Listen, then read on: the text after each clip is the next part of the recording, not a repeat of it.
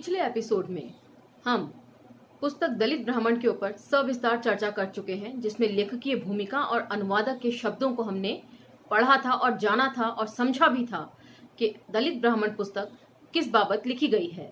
और आज से इसका पाठन कहानियों का मैं आपके लिए शुरू कर रही हूँ। तो चलिए कहानी की तरफ बढ़ते हैं। आभासी दुनिया के मेरे दोस्तों, शालिनी बोल रही हूँ। जय भीम, हुल जौहार। कहानी के क्रम में पहली ही कहानी है दलित ब्राह्मण। मेरी पूरी कोशिश रहेगी कि मैं इस कहानी और इस पुस्तक के साथ न्याय कर सकूं, जैसा कि मैं पहले पाठन की गई पुस्तकों के साथ कर पाई हूं, और साथ ही साथ शब्द दर शब्द इसको पढ़ने के लिए कटिबद्ध हूं। चाहे किसी भी तरह का शब्द हो, कितनी भी हिचक हो, मैं उसे आपके लिए शब्द दर शब्द ही पढ़ूंगी। चलिए, दलित ब्राह्मण पुस्तक का नाम भी दलित ब्राह्मण है और पहली कहानी का शीर्षक भी। मुझे याद आता है, जब मैं प्राइमरी स्कूल की उम्र में था, तब हमारी पाठशाला में गणपति की स्थापना की जाती थी। हम बड़े आनंद से श्री की प्रतिष्ठापना करते थे, नाचते थे, गुलाल उछालते थे। प्रतिदिन विधिवत श्री की पूजा की हुआ करती थी। दिन बड़े ठाट बाट से गुजर रहे थे। प्रतिमा का विसर्जन भी बड़ी शान से हुआ करता था।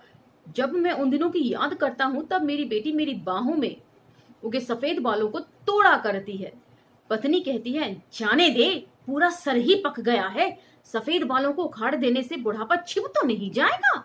लेकिन बेटी बड़ी लगन से सफेद बालों को ढूंढती रहती है, मिलने पर उखाड़ देती है। मुझे इस बात की खुशी होती है कि बालों को उखाड़ने के लिए ही क्यों ना हो, वह मेरे पास तो है। मतलब बेटी के सानिध्य में रहना उन्हें पसंद है। हमारे कथाकार को घर के बाहर चौराहे पर गणपति की स्थापना हो चुकी है। कहानी की शुरुआत जो है वो एक फ्लैशबैक से हुई है, जो हमारे स्टोरी टेलर हैं वो बता रहे हैं कि किस तरह स्कूल में उनके दिन हुआ करते थे। चाहे गणपति हो, देवी हो, राम या कृष्ण हो, महादेव हो, हिंदुओं के इन देवताओं के हाथों में हथियार अवश्य होता है। वे आक्रामक लगते हैं। मैं उनके हाथों में हथियारों से डरता हूं। गणपति के हाथ में भी शस्त्र हैं। वे है तो विघ्न हरता, किंतु जब आते हैं तब विघ्नों को लेकर ही आते हैं। तो आगे ये एक्सप्लेन करते हैं कि किस तरह विघ्न हरता विघ्न कर्ता के रूप में तब्दील हो जाते हैं। जो धर्म को मानने वाले हैं, उन लोगों के हाथों में जब धर्म पड़ जाता है। हमने आवारा भीड़ के खतरों में इस बात को अच्छे से पढ़ा था कि किस तरह धर्म जो है, यदि गलत हाथों में पड़ जाए तो उसका क्या अंजाम होता है। उस भीड़ का इस्तेमाल किस तरह और किन किन जगहों पर किया जाता है अपने मकसद को साधने के लिए। मेरे सफेद बालों को उखाड़ते हुए बेटी कहती है, पापा, गणपति का शरीर तो मनुष्य का है, लेकिन मुख हाथी का है। उनके माँ बाप का कैसा था? मैं उसका प्रश्न सुनकर सफेद पड़ जाता हूं। बेटी, ऐसे सवाल नहीं पूछते। इससे धार्मिक भावना को ठेस पहुंच जाती है। धार्मिक भावना को ठेस पहुंच जाने पर किसी धर्म की कोई हानि नहीं होती, लेकिन राष्ट्र की संपत्ति की हानि हो जाती है, और वह हानि जान और माल दोनों के एवज में होती है। आगजनी होती है, शहर जलने लगते हैं। तिलक जी ने राष्ट्रीय भावों को जगाने के लिए शिव जन्मोत्सव और गणेश उत्सव का आरंभ किया था, लेकिन अब इन उत्सवों में धार्मिक भावना को ही भड़काया जाता है। जब ये उत्सव शुरू किए गए थे, उसके पीछे मंशा कुछ और भी रही थी।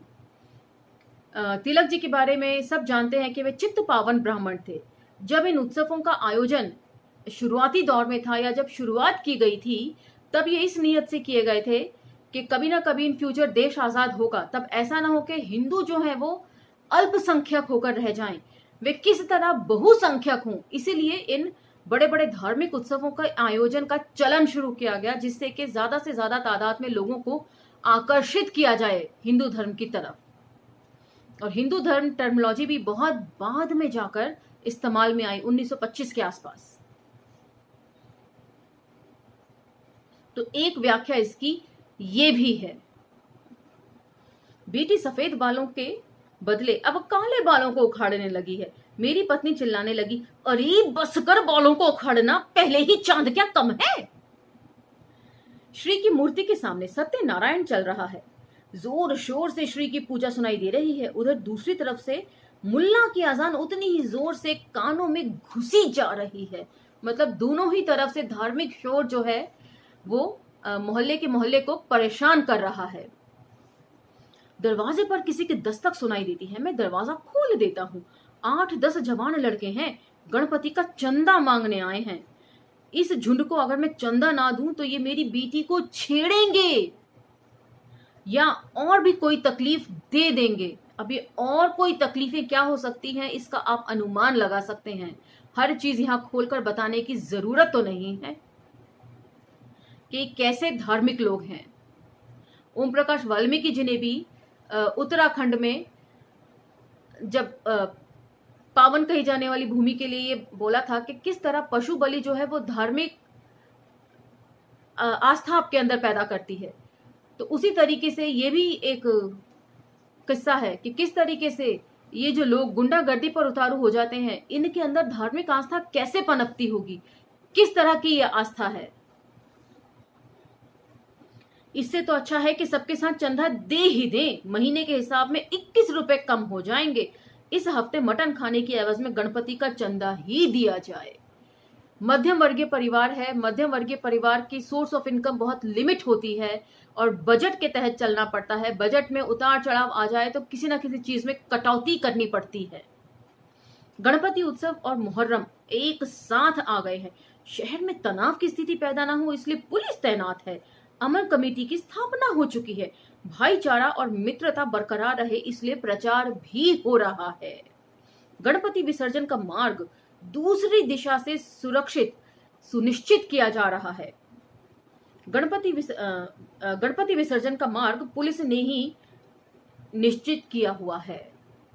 तो ये बात हमने होली उत्सव के ऊपर भी, जब हरिशंकर परसाई जी का लेख पढ़ा था तो उसमें भी इस बात का वर्णन था कि इस बार जो होली में हुड़दंग नहीं है, जो शांति है, वह ऐसा नहीं है कि लोग को ये समझ में आ गया कि हुड़दंग नहीं मचाना है, बल्कि पुलिस की स्थापित की हुई है। और यहाँ भी उससे आप कनेक्ट कर सकते हैं कि दोनों जगह उत्सव में, मुहर्रम में और गणपति विसर्जन में कोई धार्मिक द्वेष ना हो, धार्मिक रूप ना ले ले झगड़ा, इसलिए जगह जगह पुलिस तैनात की गई है शांति व्यवस्था बनाए रखने के लिए।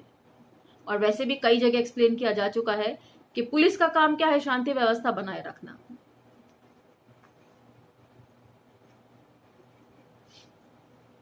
गणपति के साथ पुलिस के कर्मचारी भी आसपास विराजमान हैं। गणपति हो चाहे शिवाजी, इन उत्सवों का स्वागत करने में खुशी से ज्यादा डर ही महसूस होता है कि ना जाने कब ये धार्मिक दंगों का रूप अख्तियार कर ले। और फिर इनमें छेड़खानी भी बहुत ज्यादा होती है।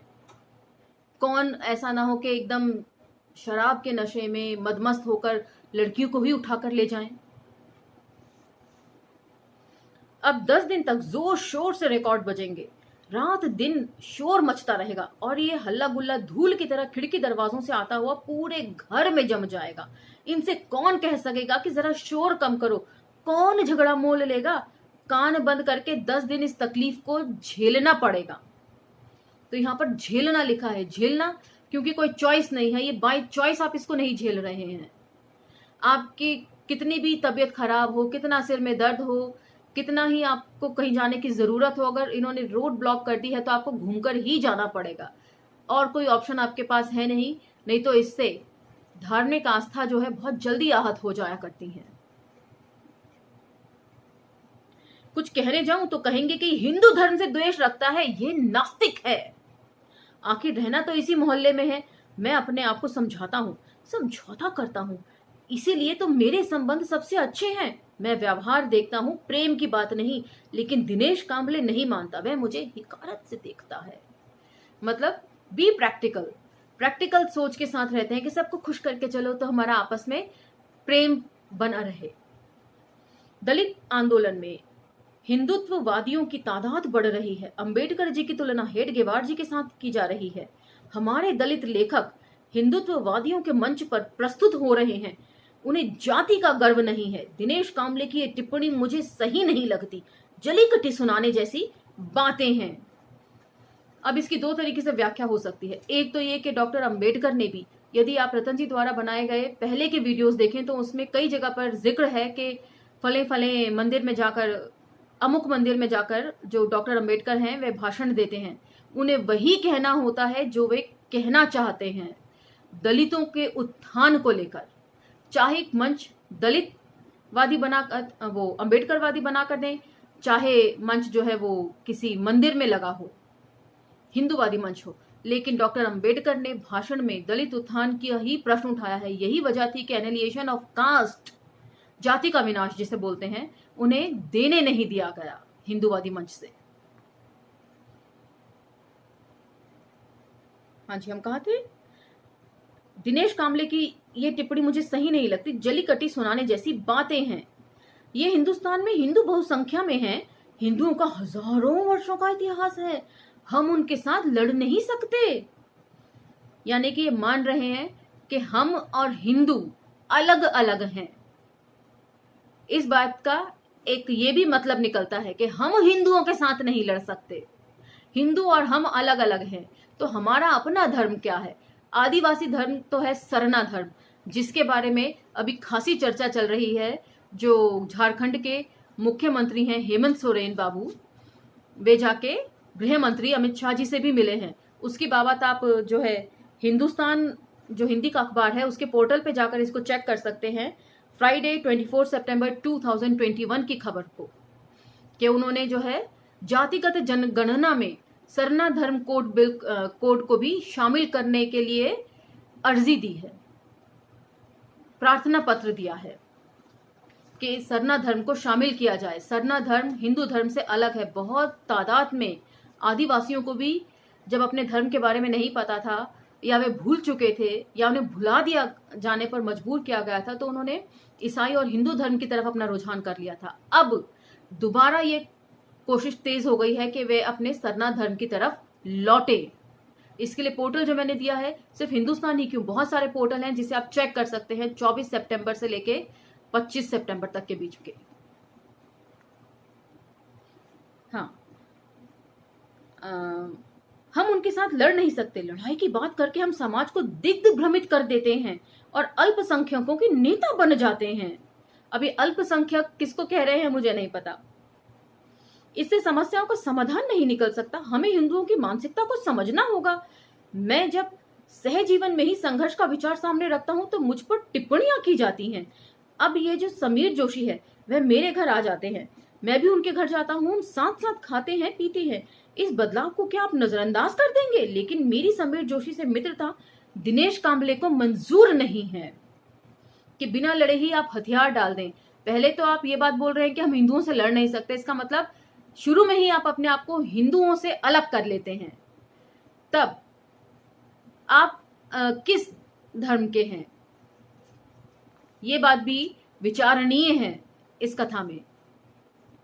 हम सवर्णों की बस्ती में रहते हैं, आसपास के किराएदार ब्राह्मण हैं, उनके घरों में भाजपा के बारे में बातें चलती हैं। हम अंबेडकर जी के बारे में बोलते हैं, फिर भी हम पड़ोसी हैं। मेरी पत्नी उनकी स्त्रियों के उत्सव में शामिल होती हैं, लेकिन इसका मतलब ये नहीं कि हम अंबेडकरवादी नहीं हैं। अंबेडकरवाद भी दो तरीके से है। एक तो बिना पढ़े ही जय भीम का परचम उठा लेना, आजकल लोग अंबेडकरवाद की कैटेगरी में रखने लगे हैं, जबकि अंबेडकरवादी होने के लिए डॉक्टर अंबेडकर के लिटरेचर को पढ़ना पड़ता है। सिर्फ पढ़ना नहीं पड़ता, उसे समझना भी पड़ता है और समसामयिक संदर्भों में उसकी व्याख्या भी करनी पड़ती है। तब जाकर आप अंबेडकरवादी हो सकते हैं। और अंबेडकर को पढ़े बगैर कोई अंबेडकरवादी हो भी नहीं सकता। उनको पढ़ने के लिए ताउम्र कम है, इतना लिखा है उन्होंने। तो कोई ये दावा नहीं कर सकता कि वे अंबेडकरवादी हैं। मैं भी नहीं करती, क्योंकि मैं अभी तक एक लर्नर हूं, एक लर्निंग प्रोसेस में हूं। जब तक पूरा उनको पढ़ नहीं लूंगी तब तक अंबेडकरवादी अपने आप को कैसे कह सकती हूं। मैं भी तीर्थ प्रसाद लेने जाता हूं। दरअसल हम उस हिंदू परिवेश से अलग नहीं रह सकते। संघर्षों और संकटों के बीच संस्कृति बनती जाती है। जब हमने गणपति का चंदा दे दिया, देना ही पड़ता है। दिनेश कांबले ने चंदा नहीं दिया, लेकिन उसके सारे घर वाले 10 दिनों के लिए दूसरे गांव चले गए हैं। पर वह इस परिवेश में रह नहीं सकता। कल हो ना हो कुछ हो गया तो दिनेश कांबले का घर पहले जलाया जाएगा। तो ये धार्मिक भावनाएं हैं। जिनका उल्लेख यहाँ पर किया जा रहा है कि यदि कल को वो मना करता है, कोई लड़ाई झगड़ा होता है, तो बिना सोचे समझे आस्थावान लोग, धर्म में आस्था रखने वाले उसके घर को सबसे पहले जलाएंगे बिना सोचे समझे, सिर्फ ये जताने के लिए कि आप हिंदू धर्म के खिलाफ हैं। ये डेमोक्रेसी नहीं है, ये लोकतंत्र नहीं है।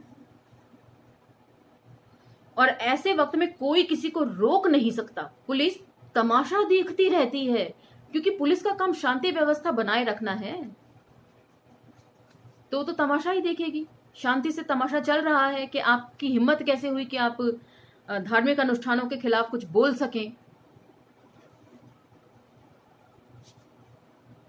गणपति उत्सव और शिव जयंती के दिनों में दिनेश दूसरे गांव चला जाता है। उसे हिंदुओं का हो हल्ला मचाना पसंद नहीं। वह हिंदुओं की आक्रामकता से डरता है। वह हमेशा हिंदुओं के देवी देवताओं को गालियां देता रहता है, लेकिन इससे परिवर्तन की अपेक्षा वैमनस्य ही बढ़ता है। अपनी समझौते वाली भूमिका के कारण मैं इनमें घुल मिल जाता हूँ।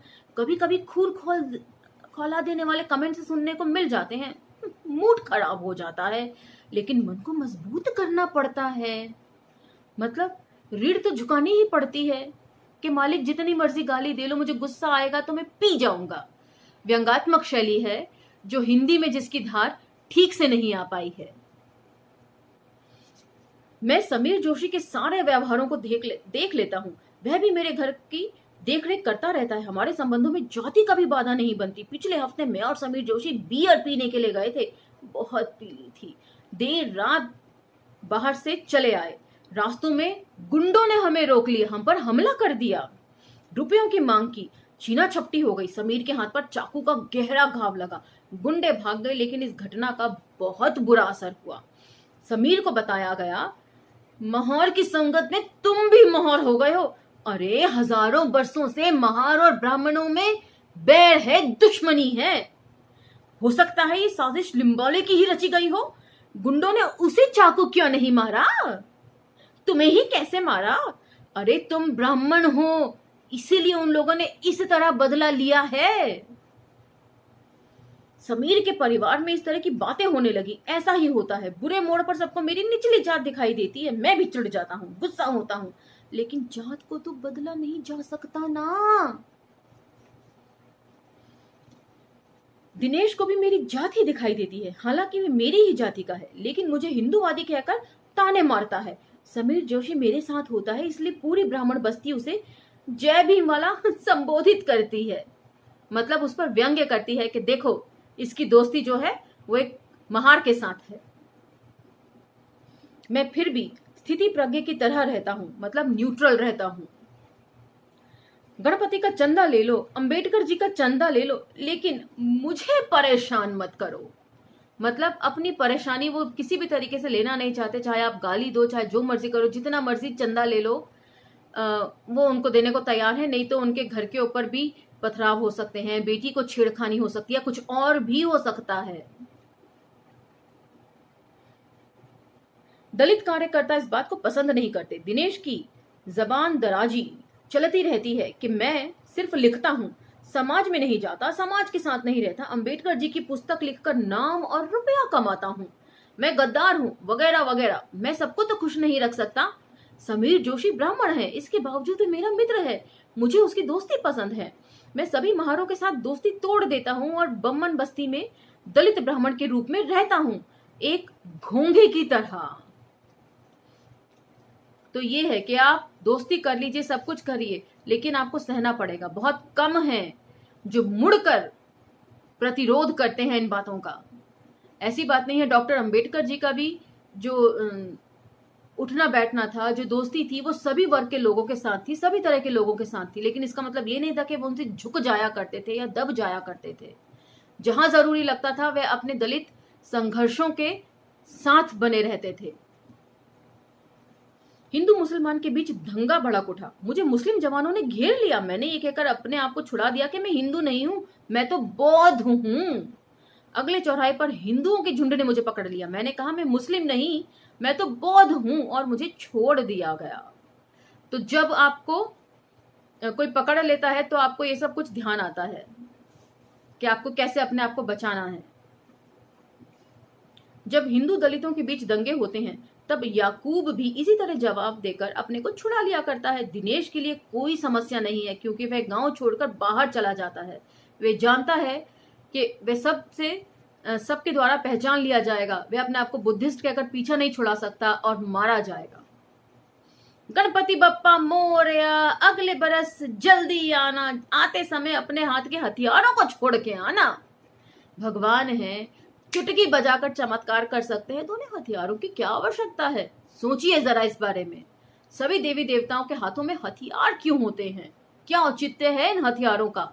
किसको डराने के लिए हैं ये? कई बार मोहल्ले के लड़कों ने मेरे घर पर पत्थर फेंके हैं। मैंने खिड़की में से कई बार देखा भी है, लेकिन किसके साथ झगड़ा मोल लूंगा? बम्मनों की बस्ती में रह रहा हूँ। झोपड़पट्टी में रहना असुविधाजनक है। बच्चों में बुरे संस्कार पनपते हैं, तो फिर रहो बम्मनों के बस्ती में।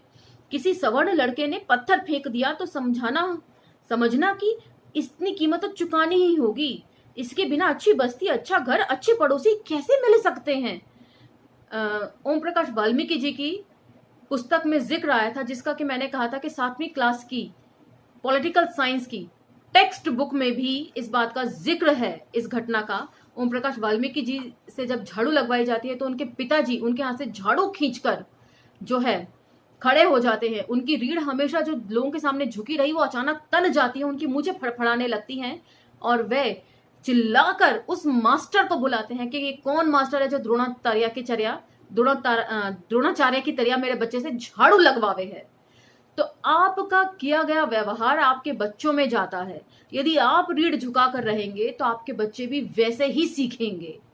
उनको कैसे पता चलेगा कि अपने हकों के लिए लड़ना क्या है और कैसे लड़ा जाता है? ये आपकी जिम्मेदारी बनती है हमारी भावी पीढ़ी की, कि आगे आने वाली पीढ़ी को वे लड़ना सिखाएं, बोलना सिखाएं, शिक्षित करें।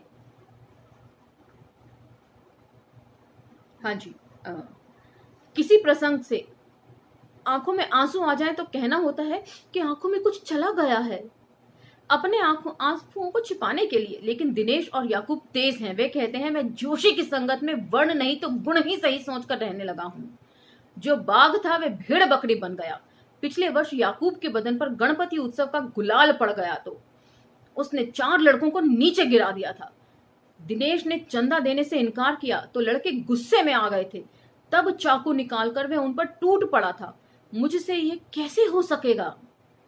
मेरी बेटी रोती हुई आ गई। मेरी समझ में कुछ नहीं आया। उसे गणपति मंडली के कार्यकर्ताओं ने छेड़ दिया था।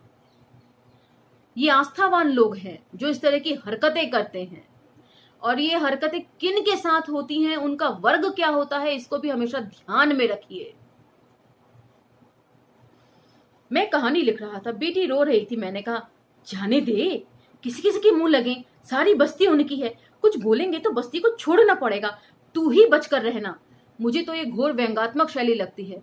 जो मराठी में लिखा गया होगा उसकी धार हिंदी में आते आते काफी संकुचित लग रही है मुझे, लेकिन असल में तो ये व्यंग्यात्मक होगा जहां तक मैं इसको समझ पा रही हूं। लेकिन मेरी पत्नी को ये सहन नहीं हुआ। उसने इतने में मेरा बेटा आ गया। उसने बहन की तरफ से झगड़ना शुरू किया था, 1-2 को पीटा था, फिर सबने मिलकर उसे पीटा था। कहानी ये अंत ना है, उसमें भी आपको पता होगा भाई जो है बहन के लिए संघर्ष करता है, थाने जाता है, पुलिस इंस्पेक्टर से थप्पड़ भी खाता है, डंडे भी खाता है, लेकिन बहन की तरफ से वो खड़ा रहता है। तब बहन कहती है कि ये अंत नहीं है, लड़ेंगे।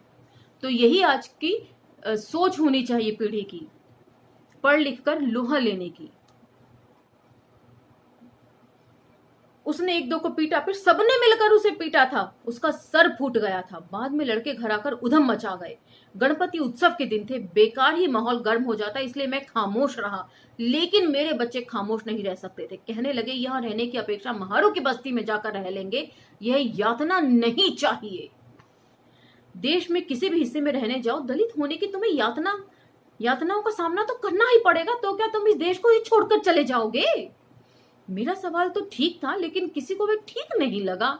व्यंग्यात्मक शैली है कि ज्यादातर लोग जो हैं दलित लोग, वो यही सोचते हैं, अरे चुपचाप सहन कर लो, नहीं तो किसी बेकार जगह पर जाकर रहना पड़ेगा। ये सब कीमत चुकाएं, अगर चुकाने भी पड़े तो चुका दो। बहू बेटियों की इज्जत को हम खुद नहीं समझते तो किसी दूसरे से क्या उम्मीद करते हैं, वे क्यों समझें? अब हमारे लोगों के बीच जाकर रहेंगे, वे लोग सहायता के लिए आएंगे। इतनी रामायण हो गई, लेकिन जोशी अंकल के घर से कोई नहीं आया। ये इनके बच्चे कह रहे हैं। दिनेश अंकल होते तो ऐसे चुपचाप नहीं बैठ जाते। यहाँ अपने खून के लिए खून के लोग चाहिए। मेरा बेटा पक्का जातिवादी था। अवसर ने उसे जातिवाद स्वीकारने के लिए मजबूर किया था। मैं भी खामोश था। समीर जोशी आ गया था, और यही बात जो जातिवाद स्वीकार करने की बात है, ये मुझे ओम प्रकाश वाल्मीकि जी की कहानी यहाँ पर याद आती है, मैं ब्राह्मण नहीं हूं, जिसमें नायक और नायिका, खासकर नायिका का जो डेयरिंगनेस है वो मुझे बहुत भाता है। जो अपने पिता गुलजारी लाल शर्मा जो बने हुए हैं, उनको झटक कर निकल जाती है, जो 25 साल से किसी को पता नहीं चलने देते कि वे शर्मा नहीं हैं, कुछ और हैं, छोटी जात के हैं, बढ़ई, शायद बढ़ई हैं। तो उनकी बेटी बोलती है पर मैं ब्राह्मण नहीं हूं और ना ही मैंने खुद को कभी ब्राह्मण समझा। वे अपने आप को इस स्थिति के लिए हमेशा तैयार पाती है। तो यही हमारी पीढ़ी को करना है, हमें भी यही करना है। समीर जोशी आ गया। मैंने उसे सारा वाक्य बता दिया। उसकी भी आंखों में पानी आ गया। उसने सबको बहुत गालियां दी। मुझे बहुत अच्छा लगा। जोशी को अन्याय से चिढ़ थी। जोशी की बातें सुनकर मेरा मन भी उबल पड़ा। जोशी, हम उन लड़कों के पास जाएंगे, उनके साथ बैठक करेंगे। तुम उन बैठक में बोलोगे, आज तुमने जो कहा है वह सब बोलना, ऐसे ही लावे जैसा बोलना, उन पर असर होगा। जोशी का चेहरा उतर गया। समीर जोशी का सिर झुकाकर वो बैठ गया। मैं स्वभाव से खुददार नहीं हूं, मुझे झगड़ा करना नहीं आता।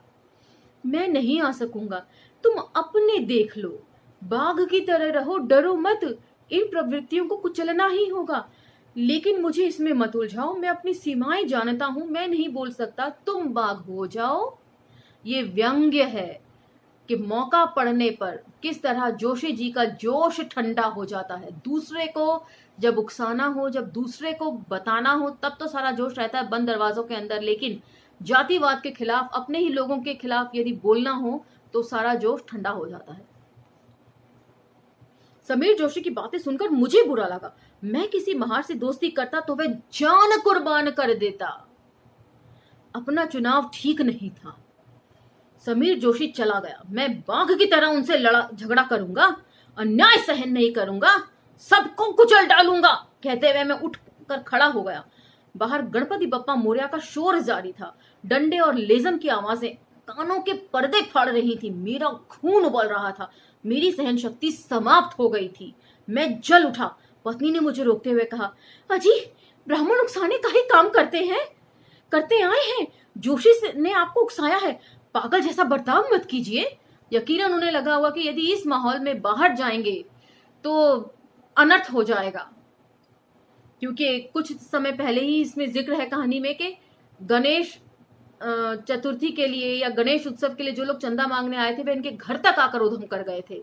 जब उनके बेटे ने समझाने की कोशिश की तो हाथापाई भी हुई और घर आकर उधम भी किया गया, और शायद हो सकता है धमकी भी दी गई हो कि बेटी के साथ अमुक अमुक बातें हो सकती हैं। मेरी समझ में नहीं आया। मुसीबत के समय ही हमें एक दूसरे की जाति याद आती है और हम जाति को दोष दे देते हैं। हकीकत क्या है? अंबेडकर जयंती में शामिल होने वाला जोशी भाभी के साथ स्त्रियों के उत्सव में जाने वाली मेरी पत्नी, हमारे घर आकर मटन चापने वाले जोशी के बच्चे और जोशी की बेटी के साथ मंदिर जाने वाला मेरा बेटा, ये सारा माहौल पल भर में कैसे सड़ सकता है? सुबह अंबेडकर जयंती कार्यक्रम में भाषण करने वाला जोशी शाम को पूजा बांचने जाता है तो वह मुझे पाखंडी लगने लगता है। तो यहाँ पर जो है वो जोशी जी का मुखौटा उतरता है, ब्राह्मणवाद का मुखौटा उतरता है। अन्यथा तो वह मेरा जानी दोस्त है। लाइफ को स्मूथ और सॉफ्ट होना चाहिए। ऐसे अवसर ही जिंदगी में ना आए जिसमें आदमी की परीक्षा लेने की नौबत आ जाए। फिर सब लोग देवता आदमी जैसे लगने लगेंगे। करारा व्यंग्य है, कटाक्ष है कि जिंदगी हमें ऐसे मौके क्यों देती है कि हमें परीक्षा लेनी पड़े किसी की। यदि परीक्षा ना लेनी पड़े तो दोस्त क्या और दुश्मन क्या, सब तो अपने अपने नजर आते हैं। घर पर दो एक पत्थर आकर गिरे, मेरा सर चकरा गया। जोशी गणपति के सामने पूजा पाठ कर रहा था। मैं सीधे मंडप में चला गया, माइक को खींच लिया। गली के सारे लड़के इकट्ठा हो गए, हड़बड़ी मच गई, सब मेरा अपमान करने लगे। समीर जोशी चुपचाप बैठ गया। द्रौपदी वस्त्र हरण के अवसर पर भीष्म और द्रोण भी इसी तरह मौन धारण कर चुप बैठे होंगे। तो यहाँ पर ये धार्मिक पुस्तकों की भी बखिया उधेड़ रहे हैं कि महाभारत किस कसौटी पर हम उसे कस सकते हैं। दलित और स्त्री का मान क्या और अपमान क्या। 100 लोगों की गालियों से ज्यादा जोशी का मौन मुझे बेचैन कर रहा था। वह उसकी सीमा थी। दिनेश कांबले आ गया, चाकू खोलकर खड़ा हो गया। सब भाग गए। मैंने दिनेश के पैर पकड़ लिए। दिनेश, तुम मेरे घर रहो, गणपति विसर्जन होने तक तो तुम्हें मेरे घर रहना ही होगा। तो यहाँ पर मुझे ओम प्रकाश वाल्मीकि जी की कहानी वो ब्रह्मास्त्र याद आती है, जहां दो नायक हैं, अरविंद नैथानी और कमल कुमार। अरविंद नैथानी जो है वो पहाड़ी ब्राह्मण हैं और कमल कुमार जो है वो अछूत जाति से आते हैं, और वहां पर पंडित जी अड़ जाते हैं। वे ब्रह्मास्त्र छोड़ देते हैं कि ये नहीं चाहेगा कमल हमारे साथ बारात में शामिल नहीं होगा। तो उस वक्त अरविंद जो होता है वो अपने पिता से जिरह करता है कि ये मेरा दोस्त है, इसका जाना मैंने इसके बुलाया है, मैं इसका अपमान कैसे करूं। लेकिन ये जिरह ज्यादा देर जाति के सामने स्टैंड नहीं ले पाती, टिक नहीं पाती। लेकिन यहां पर तो स्टैंड का कोई सवाल ही पैदा नहीं है। मराठी साहित्य में वे सीधा सीधा ब्राह्मणवाद की, जातिवाद की बखिया उधेड़ते चलते हैं कि असल में होता क्या है। तो ये थी कहानी। आपको किस तरह लगी ये हमें जरूर बताइएगा। अगली कहानी में अगले वीडियो के साथ मैं फिर पेश हो जाऊंगी। तब तक लाइक, शेयर, सब्सक्राइब करना ना भूलें। धन्यवाद।